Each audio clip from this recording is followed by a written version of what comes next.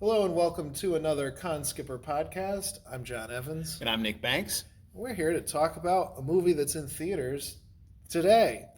This is not a review because this movie's been out for a week and a half, but we both liked this film very much, and we thought that we should get together and talk about the whole thing. So that movie, of course, is Thor: Love and Thunder. Very rare that you're going to get a positive review from both Nick and John on a Marvel film, but it's happened in this case. And today we hope to explore why and perhaps hope that it might happen again someday. I hope so, because I don't like arguing about all these things. Well, what do you think happened with this movie? Why do you think we both liked Thor: Love and Thunder? Good question. I'm going to answer that with two words: Taika Waititi. Do you agree? Well, I will say that I haven't. I've yet to see something that Taika Waititi has directed that I wasn't a fan of. The only exception, and in terms of his acting, the only movie I ever saw that he was in that I just didn't like was that movie Free Guy. Yeah. But that was him. He didn't have the reins of in terms of controlling that story. Right.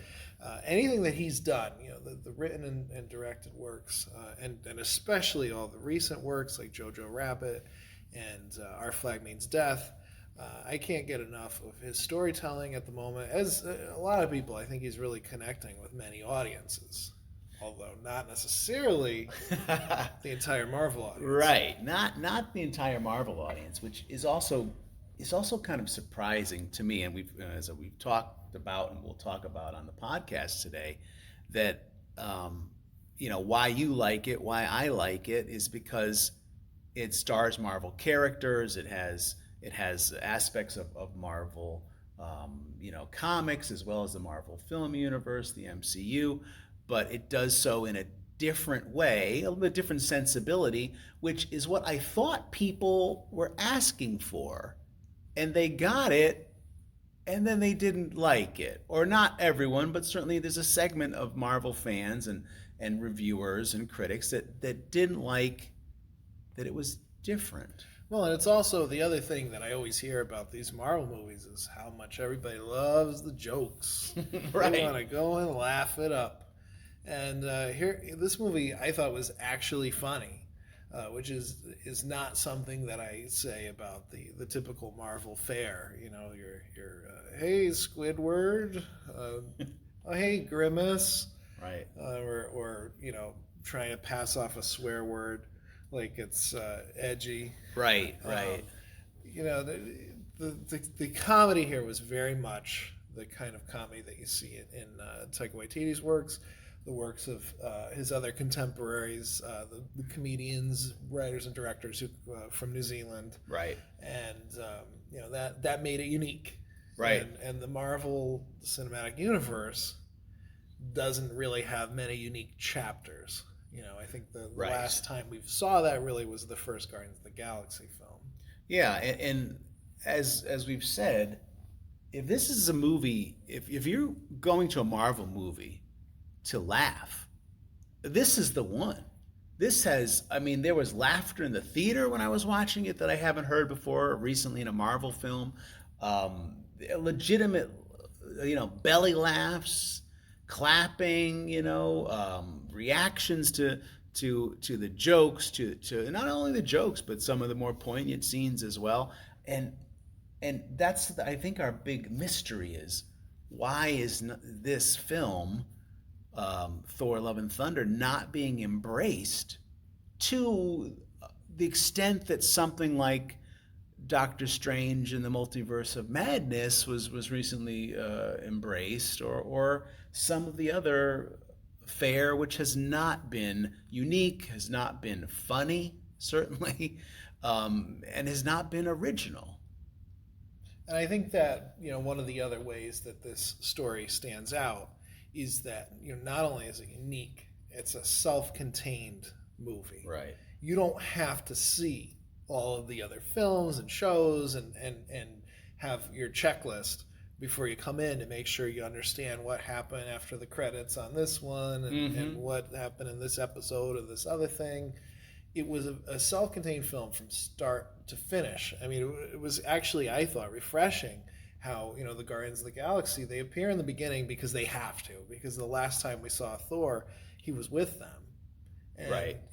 They come in and they don't steal the show. They're clearly like, not, the great highlight of the film. They're not. And then he leaves them, and we've got a self-contained adventure, including after credit scenes, 2 after credit scenes that are only there to enhance and further this one story, which to me made that story seem much more special rather than just like a puzzle piece. Right. It's not a setup for the next film. It's not a thread which they may never pull, which we've seen, in some of these Marvel end scenes that are never followed up upon. They make sense in the context of the story that we've just watched.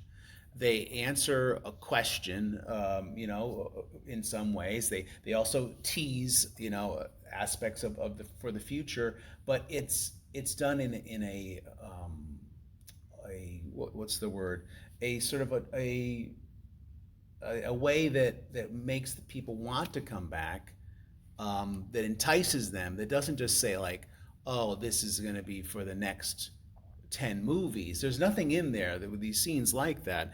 They're just very thoughtful end credit scenes, which enhance the film. You don't leave the theater talking just about these scenes. You're talking about the whole movie, where other people might be leaving the theater and say, "Oh, who was that lady that showed up at the end of the Doctor Strange movie? Oh, who's that?" And then it will send people to to Wikipedia to look up who this person is, and then they can be satisfied that they know who that character is, which I guess is satisfying for some people.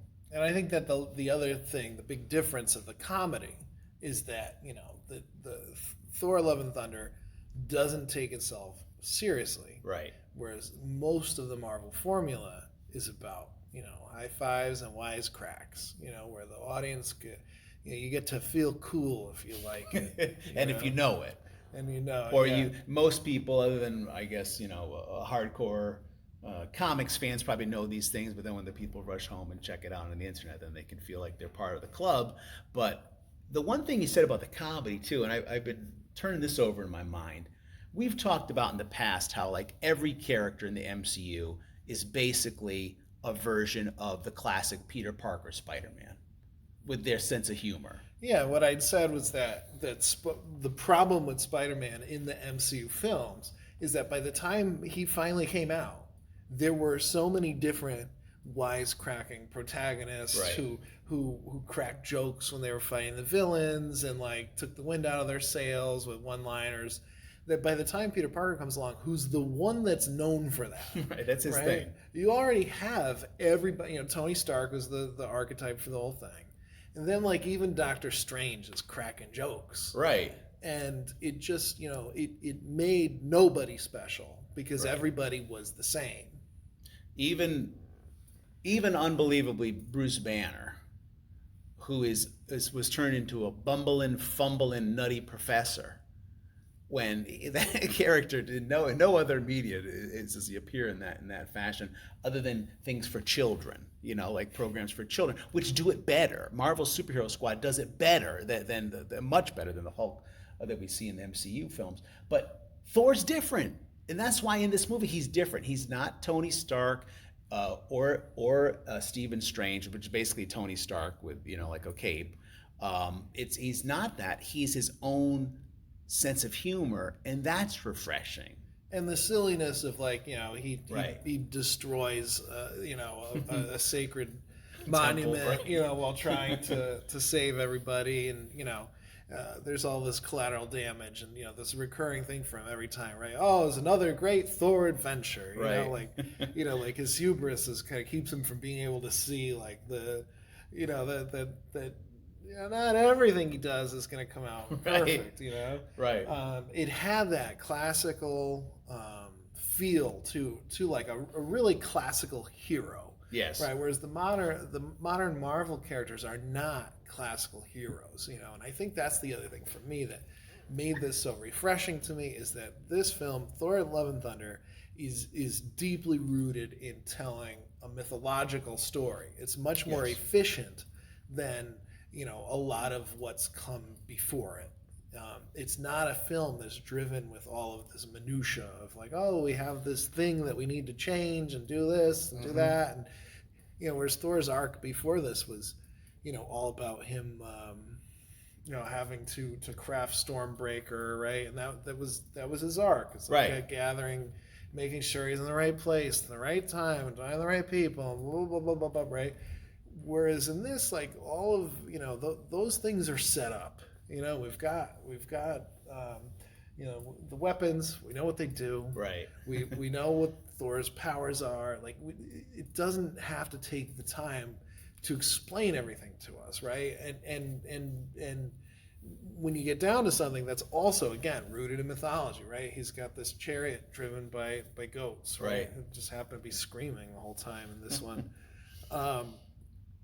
It's we don't need this great explanation and this, and it lets you get into kind of this story that's efficient. It's less than 2 hours long, and it takes the audience on a ride, and it answers the questions that we need to know, and it doesn't bother explaining the ones that we don't need to know. Yeah, and that works so well, particularly at the start of the film when Gore, the God Butcher, is introduced. It's done in literally 5 minutes, and you know exactly his motivation. You know why he's distraught. You know why the enticement of this necro sword is works on him, and he's off and running.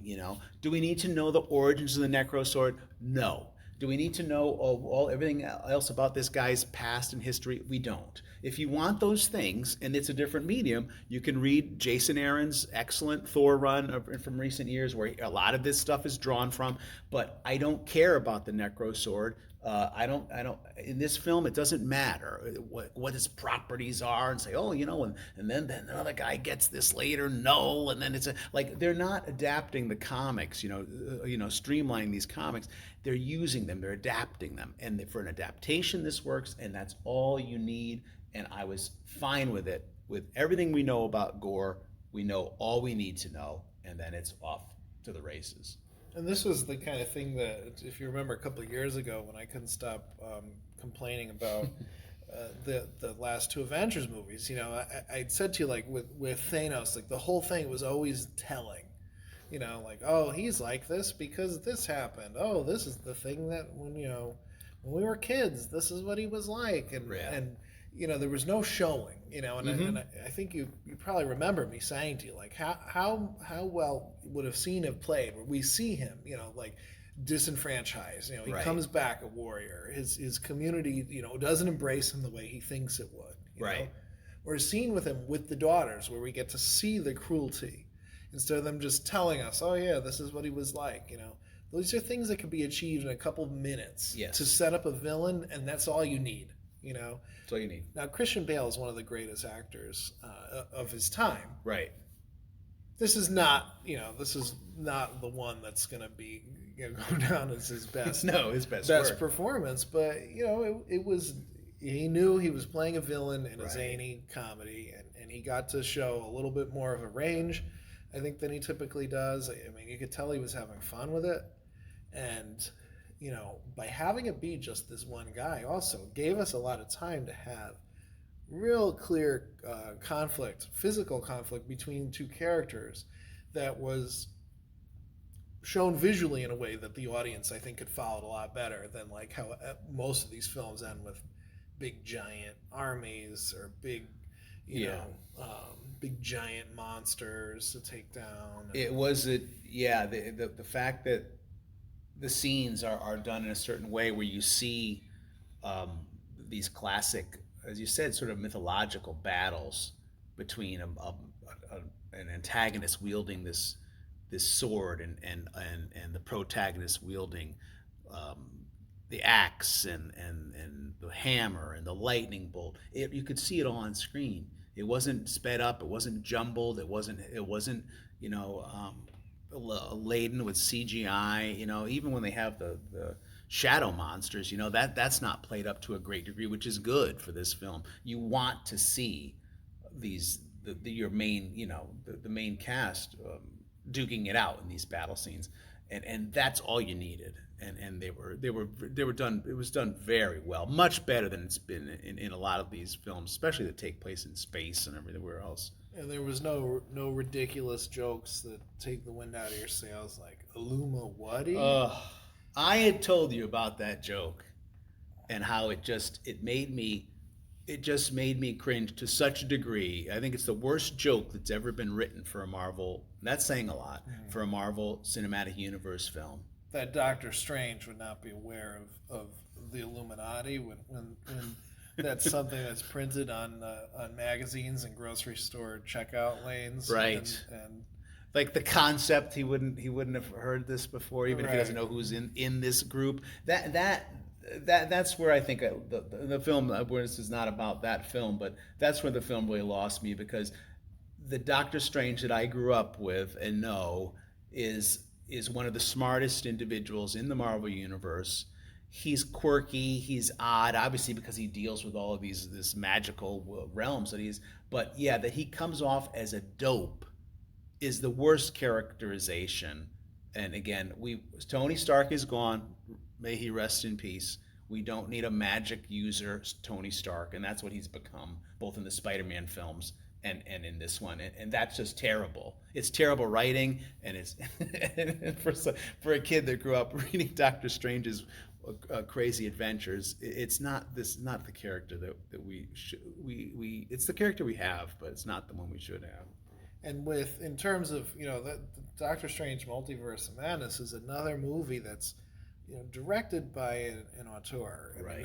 Nobody is disputing the work of Sam Raimi. Absolutely not. And I was hoping that was going to give me an opportunity to see a Sam Raimi movie, and it didn't.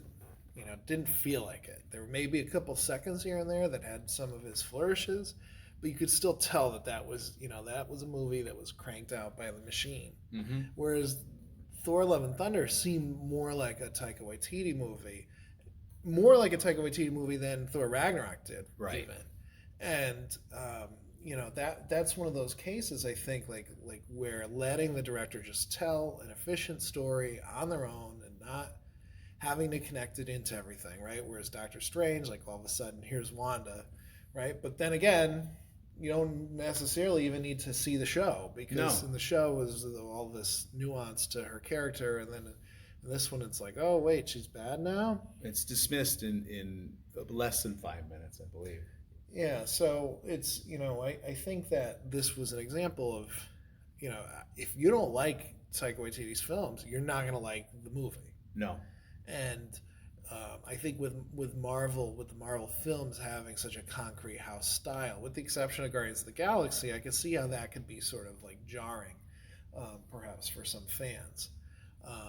Again, for me, who was looking for something different, looking for something, that because it sat in the mythological world, it was able to really separate itself from the other stories. Right. And if this what are we at, the fourth wave? I don't know, but whatever we are with these MCU movies, one of the critiques is that it doesn't deliver what a traditional MCU movie is, even though people are asking for supposedly different takes on an MCU movie, and you get it in this film.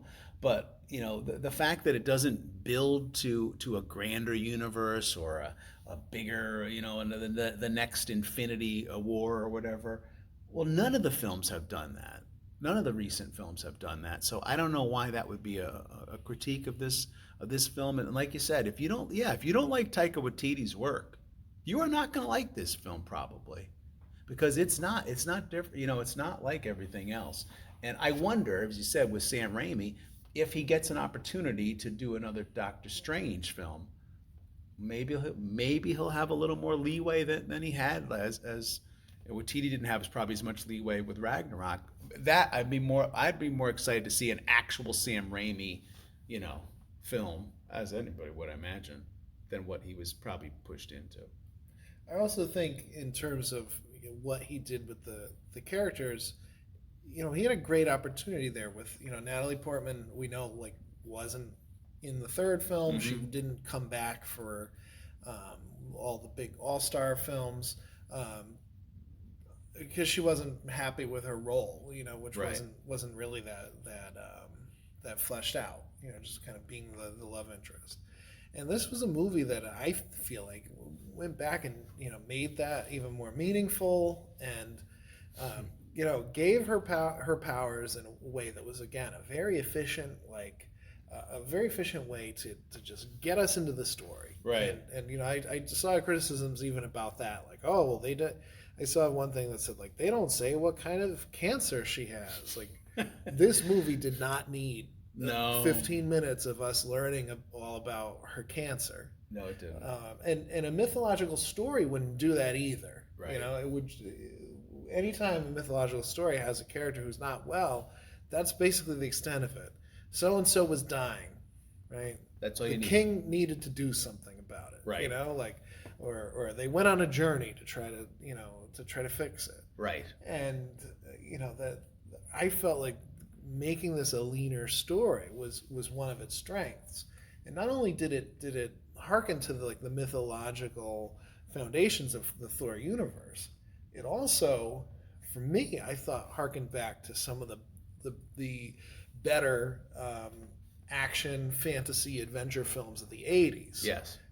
You can't watch this movie and not see connections to things like Flash Gordon, Masters of the Universe, and even things like Big Trouble in Little China. Right. And when you bring in like the comedy element or the zaniness, that it didn't take itself seriously, like the movies of that age didn't take themselves seriously. Right, and I think we heard that Ragnarok was going to be one of the big inspirations for Ragnarok was Flash Gordon initially, but it may be visually, but definitely not as much in tone. This one has some of that aspect to it, and the you mentioned about Jane Foster character and Natalie Portman. Yeah, we hadn't seen up to this point their relationship to any great degree.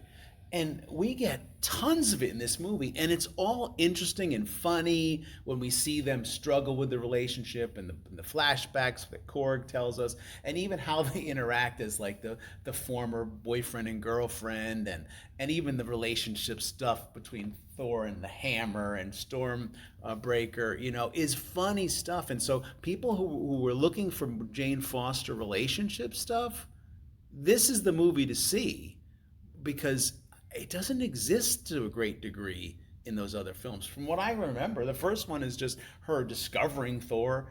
The second one, not many people remember a lot about the Dark World, and she's not in Ragnarok. So that you get that in this movie, and has her own agency, and she's strong in here. And I don't know if you're an Natalie Portman fan. I don't know why you wouldn't enjoy this film. She hasn't had an opportunity to be in a blockbuster like this and really deliver a great performance in some time. And I thought this was, it was great to see her as an action hero, like she was in that movie. But that's not the only great performance. I thought Tessa Thompson brought her A game as Valkyrie. Yep. Even when you think of my God, Russell Crowe. Oh, he's fantastic. As Zeus. It's like, again, talk about not taking yourself too seriously. This is a man who's a very intense actor. There are stories about this man on set, and taking things very seriously. Oh, yeah. And to see him ham it up on that level that he did in this movie with the Greek accent and everything. Right. It's a miracle in itself that Russell that we Crowe have it, did right? We can see it, right. Right. Yeah, he stole the show in the middle of that film, and you want to see more of him, and hopefully we will in the future, because he does, as we've been talking about mythology, he has a lot of tendencies of the mythological Zeus, right? But done to a ridiculous degree in the best possible terms. and seeing, because a big part of the comics, at least when I was growing up, was, going back to the earliest days when Thor was introduced, in the 60s, is Thor versus Hercules, Thor versus the Greek gods. And, there's a lot to explore there because, it's a definite part of the comics that I like to see, like I like seeing in the film bleeding into this, because it was always such a integral part with the gods fighting each other and having rivalries and working together and all that sort of thing. But his performance just, is phenomenal, stands out, and that he does this and has fun with it is a really well. It speaks to Taika Waititi's directing, and also that someone like Russell Crowe can identify his talent and want to work with him. He gets great performances out of everybody. And I think that the performances definitely make this movie even more enjoyable. Mm-hmm. I felt like I was on a ride. Yes. And it was not too long. It didn't take too many. The spots where it slowed down, it earned those spots, and it just, I've heard concerns or people saying like that. Sometimes it's very emotional and sometimes it's very funny, and I think.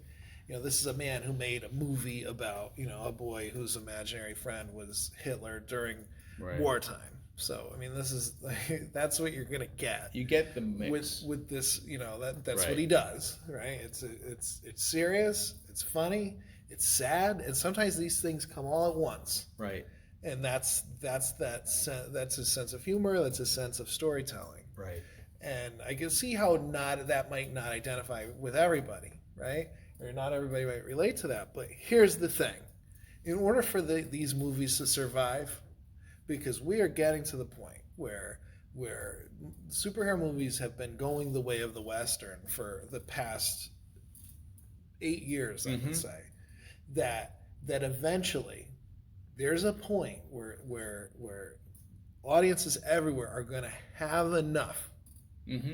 They're going to be done with it, and just like the Western, how now you never see them, right? It's going to be just like a hot potato at one point. And I think the way that you avoid that, and the way that you extend that life, is by, instead of being a genre like the Western, right, and saying like, okay, here's the cowboys, and it's a revenge story, and this is the strong silent type, and this is what it is. Maybe the way through this is just telling stories that happen to exist in a world where there are superheroes or gods and things. Mm-hmm. Just tell those stories. Look for the mythological ways to tie these in, and don't be so set on that formula, so that the formula doesn't become abandoned as a whole eventually. Yeah, you can't. I think, and I think it worked well. With the setup and the march towards Thanos, but what's next with this? They have a lot of properties back in the fold now. They have Fantastic Four. They have all the mutants they could shake a stick at. The X-Men universe. That's going to be the big trick to pull off. And again, we've seen some excellent films with using the mutants, like Logan, and Days of Future Past. And we've seen some terrible films using those beloved characters. We've only seen terrible Fantastic Four films, which is the linchpin, which is the foundation of the entire Marvel universe. So yeah, if they can't tell stories that are different, unique, and give the directors their own vision, allow them to have their vision, it's gonna burn itself out. And then finally, the music. Oh yeah. Which this was almost entirely Guns N' Roses soundtrack. But you got a little Ronnie James Dio at the end there. Mm-hmm. Every musical choice I thought was fun. It was funny. We got Mary J. Blige at one point. Right. This apparently this is a man who knows how to work a soundtrack as well. And that wouldn't work for. I don't think having 3 or 4 Guns N' Roses songs would work in every movie. Right. But it works in this kind of a movie where this is the story you're putting together. This is there's something very rock and roll or metal about the God of Thunder Sure. out on an adventure. Yeah, there sure is. I mean, those things go hand in hand. The heavy metal coming out of a van with Frank Frazetta painting on the side of it, is sort of the cliche, but it works so well in this movie, and they're placed very well. When those action scenes and the battles, when you hear these classic Guns N' Roses songs, or when the Rainbow in the Dark at the end of the film, and hearing it in a theater too. Is great. Yeah. When you're seeing it on the big screen and with those speakers, and like you're at a concert, they just add to the fun of this movie. And I think it's an indication that it's a throwback to the '80s, as well as to not taking itself as seriously, but enjoyable. It is like a ride, as you said. And kind of to get back to where we started. Yep. If you don't like it, you're probably not going to like Our Flag Means Death. You're probably not going to like What We Do in the Shadows. Right. You're probably not going to like Jojo Rabbit, and that's okay. Yeah. Right. And there are 30 other Marvel movies for you. Plenty that you might like. Sure. And I think that we've hit a good point. If this kind of a film can exist, one that I'm going to love. I haven't loved these movies for some time. Right. If that can exist alongside all of the other options you've got, which are on Disney Plus, they're in the theater every couple of months, I think that that's a good thing. It is a good thing, and it can only be healthy for the brand and for fans too. To maybe, I'm sure there's some young people that probably went to this film not knowing what they were going to get, or expecting what they were going to get, and enjoyed it, because it was different. And that's good too, because those are future writers and future filmmakers and comic artists and writers, and it's good for them to have that experience too, because we don't want the same thing. Even if it's done well, we don't want the same thing. We certainly don't want it done we don't want those things if they're done poorly. Give us more variety. Yep. And also, if you're going to hire somebody who's known for having a vision, who's known for having a style to their directing, let them do it without much interference, and let the audiences decide which of these ones they like, which of these ones they don't like. Maybe not every movie going forward is going to be $1 billion movie. Right. Like when you hoodwink everyone, that you bring all the Spider-Men into something, and then everybody kind of, at the end of that experience is like, oh, okay, well, it's the same kind of cookie cutter, let these things go out there, let people find what they like, and I think that you have that variety. I think the whole thing can last a lot longer. I would agree. So if you like those things, you like what we're talking about, if you haven't seen it, this is one you should definitely see in a theater.